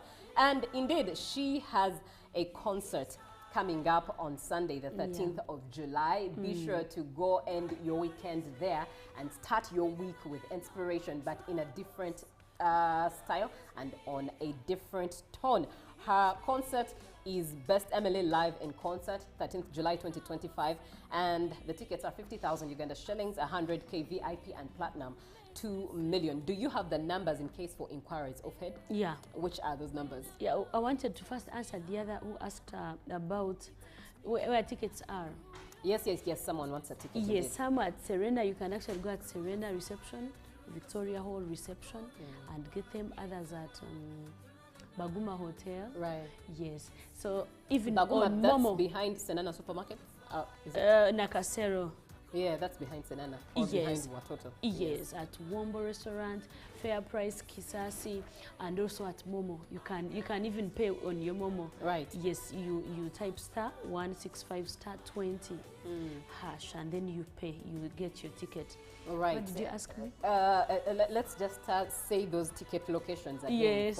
For clarity. Yes, you guys can grab your ticket at Serena. Yes. Yes, you can go at Victoria Hall reception and get your ticket, or Baguma Restaurant, Nakasero, or Wombo Restaurant, still in Nakasero, or Fair Price in Chisasi. Amazing. Fair Price Supermarket. So the phone number. The phone number for the concert is 0762 63 51 right 23. Right. Yes. 0762 635123. 23. Inquiries, reservations, do call that. Alternatively, the 0775 281 494. Get in touch and make sure that you grab yourself a ticket. Buy for someone a ticket. What do you promise for the concert? What should we expect? Please expect sweet melodies. Right. That's what I can promise. Right. Yes, we are not using flashes, so we are just doing a live show, and I know it's going to be amazing. Amazing. Engaging more of your comments as we begin to bring this to a close. This is Eric Sakwa. Did I read your message? Yes, I did. I think I did. Hello, UBC. I'm Mike Tidy from Namanve. I think I also read that. All right. Glory to God for Best Emily. I'm so much inspired. The songs and yourself really give hope. I also have 2 songs I got in vision and been dreaming a gospel artist. What can I do? Because God's call, it's God's call in my life. So how would you inspire or encourage this minister who also received songs from a vision and they feel that their call, this is God's call for their lives, but what would you speak Yeah, into there their are actually so many, and to me what I tell them is start. Just start. Don't look for advice, don't look for any musician. Please, how do I start? What do I do? Where there is a will, there's always a way. Yes, you can't tell me you have a vision, you have a song, and you don't know what to do. You have to know what to do. To me, that's what I feel, because that's what works for me. When I started singing, I didn't ask anyone. I didn't look for even advice. I didn't even say, how do I start? Where is the studio? I just started. I wrote the song, and immediately somehow the way comes and someone sponsors you and you sing in church. Someone's like, can you record that? And immediately someone gives you a contact to the studio. So where there is a will, please plan that. Have that will, you're going to start. Right. Very inspiring indeed. Hello, UBC. Can I get the tickets online? Do we have online tickets as well? Online is Momo ticketing. Eh? Yes. Yes. You just type in Google Momo ticketing. You're going to see Best Emily. I'm like option 4. Right. Yes. Akampa Coston. I hope you are sorted. Tuhire Winfred, your OG. I love this girl. Oh my God. I'm here in Kampala. Her songs strengthen me a lot. This is your OG catching vibes from Best Emily. May God keep blessing and anointing you, Best Emily. Let your music keep changing people's hearts. Amen. This is Ken Kyle. Good morning. Thank you for the program. Best Emily, keep the fire for Christ burning through music. We love that. When will you be at East Authority, St. Peter's Church of Uganda? That's an invitation for you there. And Princess Naomi, praise God, Sister Emily. Thanks for the show. I love your music. And then at this point, we bring it to a close. Thank you so much, Best Emily, for being on the show. Amen. And thank you for coming. Amina. Looking forward to the Thank 13th you of so July. Much. Yes. All right. Any akatelekeka? It's a cappella. Great. Yes. Love that. And I want to invite our people in Runyankore. Right.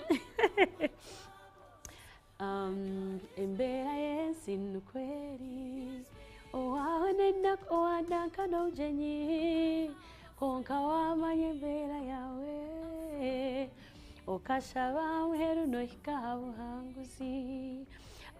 Mwebale mnonga, thank you so much. Of course, I want to first thank you and your team. Thank you so much for hosting me. And abo wita abanyambara ntungamo ahinkuzarwa, everyone even around Kampala, please orwa hasande eju weekend hasande nani mbashaba, please come to Serena. I know you're going to have a good time and stay blessed. Amen. That's it from Best Emily. The next time to see her is on stage at the Kampala Serena Hotel, Victoria Hall. 50,000 Uganda shillings, 50,000 Uganda shillings, 100,000 Uganda shillings for VIP, and a 2 million platinum ticket. Do have yourselves a good weekend from Best Emily, but make sure that you go enjoy the show at the Kampala Serena Hotel. My God is bigger, bigger than all my troubles. My God is bigger, He is bigger. I have a friend in need, who makes me feel complete. Live from UPC Studios in Kampala, this is Good Morning Uganda. Hello, Kampala, Uganda. In response to the national call of strengthening the traffic security, Good Products Group HGO brand has officially launched the Rider Selection Campaign. Registration is now open. Visit www.riders.hgo.com. Complete your registration now for a chance to win exciting prizes including motorcycles, exclusive HGO gift boxes, and official rider vests, all while promoting safe riding awareness. This is how to participate. Pay the registration fee, invite 3 friends to form a team of 4, and your registration fee will instantly be refunded. Begin your journey of honor today. Don't miss this opportunity. Join the challenge, promote road safety, and become a pioneer rider. For details, visit the official Good Products website at www.hgo.com or call toll free 0800-335-555 or visit our offices at Kingdom Kampala 3rd floor to register now and win prizes worth millions. In a nation hungry for truth, a world where every story matters, there exists a beacon of trust and reliability. For decades, they've been our voice and our window to the world, holding the mirror of our history. With 4 TV stations and 11 radio channels spanning 27 languages, they stand as guardians of information, defenders of truth. With Mascari Heritage Advantage, they uphold every citizen's right to reliable and free information. Their archived stories shaped our past and illuminate our present. Yet now, as new challenges arise and the world evolves, their mission faces its greatest test yet. Be part of our journey and let's navigate the unknown, uncover the untold, and safeguard our future together. Tune into your public broadcaster, for it is the intersection of trust and truth. Because to UBC, your story, and every voice matters. UBC, inspiring Uganda. Live from UPC Studios in Kampala, this is Good Morning Uganda.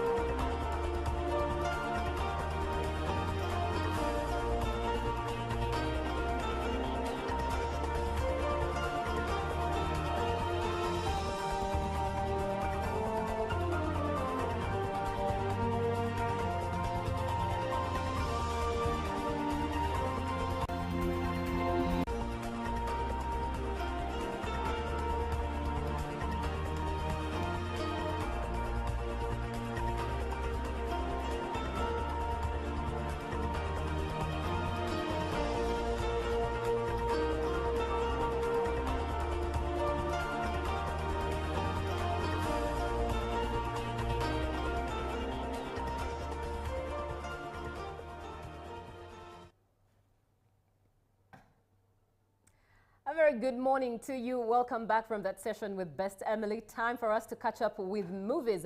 And speaking of movies, when it comes to relaxing and having the weekend away, movies is one of the best ways to relax.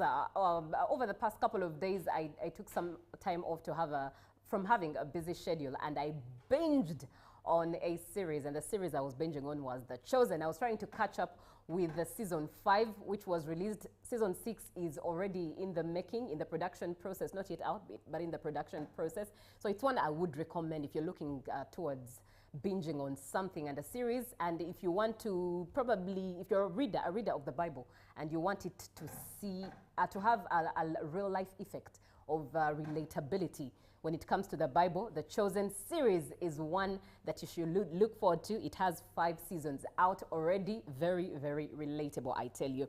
But looking at what I have to offer you this weekend, we have Heads of State. It's a 2025 American action comedy. Now, this one, I'm definitely looking forward to it because of the cast. You can't tell me Idris Elba, John Cena, Priyanka Chopra, Jack Quaid, all of these stars in one movie, and you cannot not look forward to watching it. It's one I'm definitely looking forward to catching up with. Heads of State was released worldwide by Amazon MGM Studios via Prime Video on July 2nd, 2025. Let's first have a look at the trailer. Mr. Prime Minister. Mr. President. It's our debut duet. Duet? Yeah, it's like I'm Dr. Dre and you're Eminem, and we're taking that stage for the first time together. I'm Eminem. What is it with you, walking around thinking you're better than everybody else? What's the difference between me and you? You are the commander-in-chief, you know, some DJ in Vegas. What's the difference between us? All right, I get it, you don't like my movies. I've never seen your movies. But the universe keeps telling me I look cool with a gun in my hand. What's the difference between me? A toy gun. What's that? That can't be good. Stop the beat a minute. I got something to say. Oh, shit.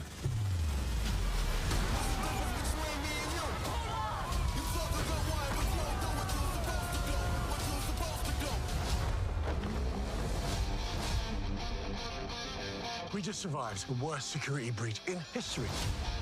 The cavalry's coming. So keep calm and carry on. Hey, fellas, how's it going?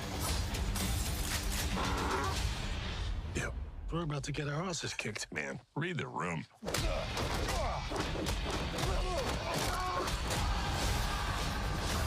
A lot of people want you dead.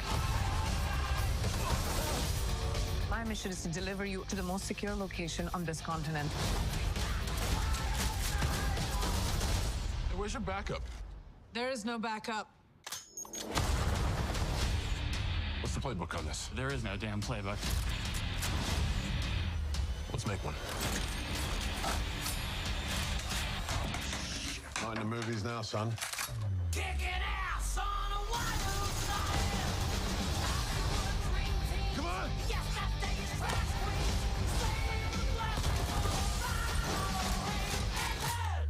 Who's the action hero now?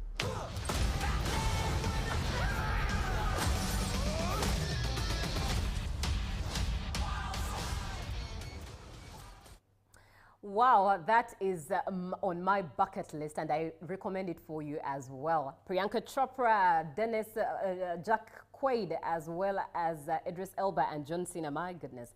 Anyways, quickly looking at the other recommendation that I would have for you, The Old Guard 2 is a 2025 American superhero film that you should look forward to, and it's one that is from a screenplay by Greg Rucka and Sarah L. Walker, based on his comic book The Old Guard. Matthias Schoenaerts, Marwan Kenzari, Luca Marinelli, Veronica Ngoy, and Chiwetel Ejiofor reprising their roles from the first film, while Henry Golding and Uma Thurman join the cast. I think particularly I'm looking forward to Uma Thurman, but let's first have a trailer of what The Old Guard 2 looks like.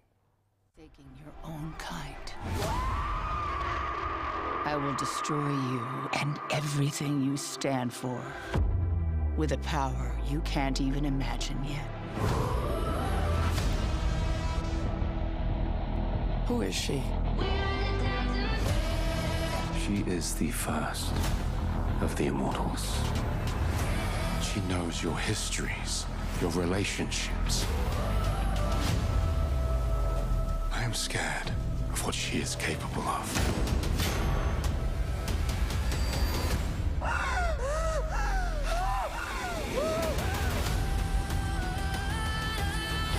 Booker, how do I find her? You and your friends don't have much time left. Do you think she knows that I've lost my immortality? Nothing that lives forever. We're playing right into her hands. I don't have a choice. One day you'll understand. Every minute is a step towards death. Then you're coming with me.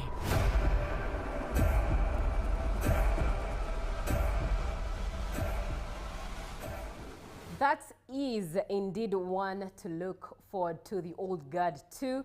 And the third recommendation that I would have for you is Thug Life. It's also a 2025 film, but my highlight for this one is the fact that it's an Indian movie and gangster action drama. Now, Indian and gangster in the same sentence, I cannot not pass that one without watching it. Let's have a look at the trailer. യമങ്ങിട്ട് ഇருந்து എന്നെ മീട്ടെടുത്തവൻ വന്തല എഴുതിയും എന്തല എഴുതിയും ഒന്നാ എഴുതി വെച്ചിട്ടാൻ ഇനിമേ നീ നാനും ഒന്ന് കടസി ഉറയ്ക്കാം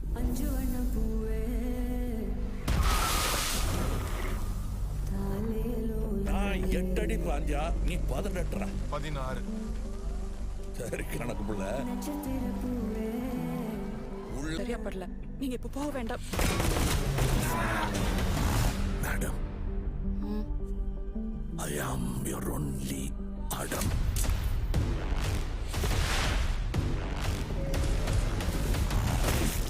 അവർ നമ്മ വീട് തേടി വരാതെ നാം അതാ കയ്യിലെടുത്തുക്കണം